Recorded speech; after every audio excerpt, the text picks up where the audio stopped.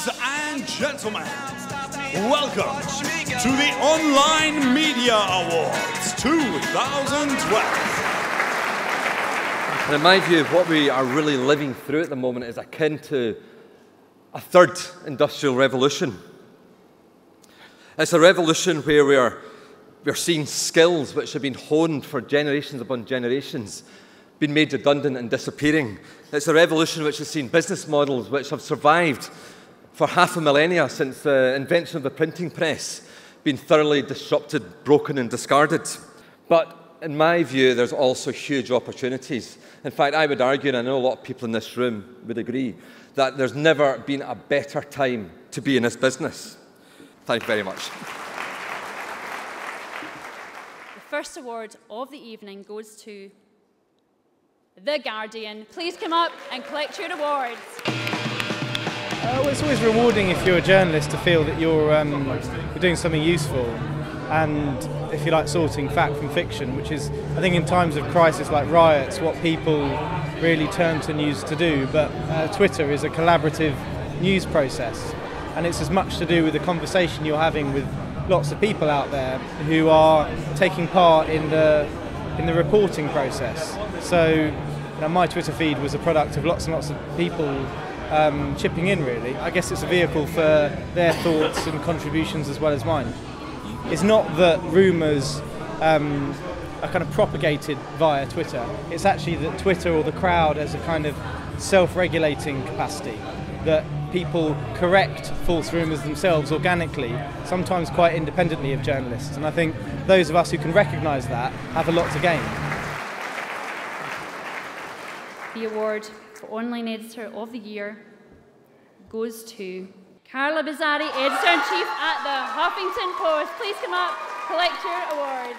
It's been pretty phenomenal. I mean, the British press is pretty hard-nosed and it feels like perhaps the knives have been out a little bit for us, but we're already working with lots of big media brands who see the benefits of us driving traffic to them and vice versa. So, kind of the new kids on the block, but it's been lots of fun.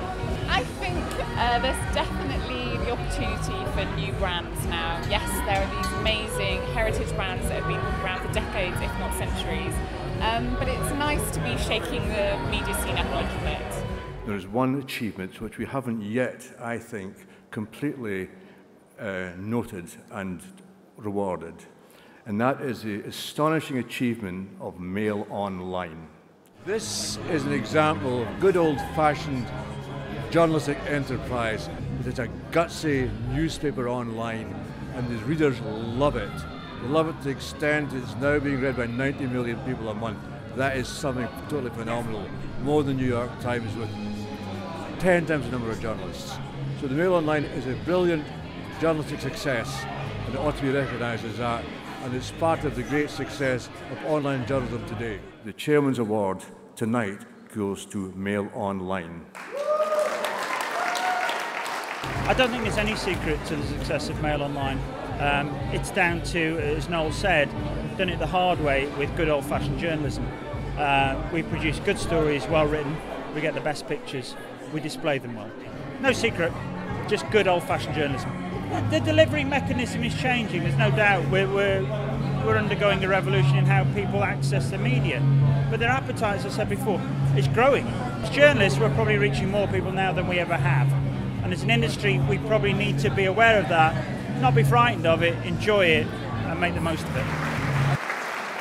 We've come to the final award of the evening.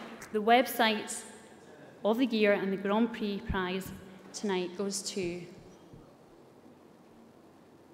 The Guardian. Please come up and collect your Grand Prix prize. We've got a huge team who works on the website. I mean, the one thing I would say is that ever since I started at The Guardian 7 years ago, it's always been a pioneering online news organisation.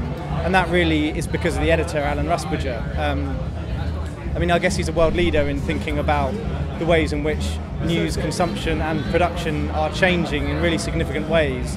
It's a kind of a change in how you start. When I started on the paper, very much that was the way The Guardian was oriented, and now it's much more a kind of equal partnership, and the two kind of complement each other.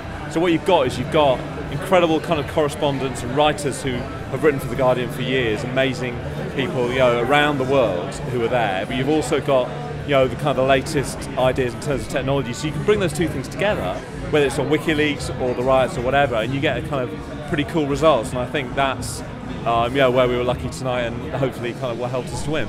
Most people who work in this industry will recognise, they may not welcome it, but will recognise the fact that all journalism in the future will be online journalism of one kind or another, and that goes from TV, broadcast, video, through to words on screens or previously on paper.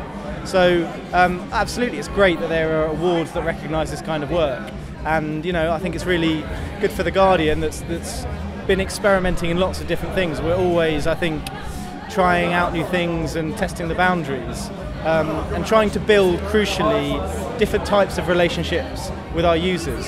And so if this is recognition for that, then that's great. I hope you have a fantastic evening and enjoy the rest of the night. Thank you so much.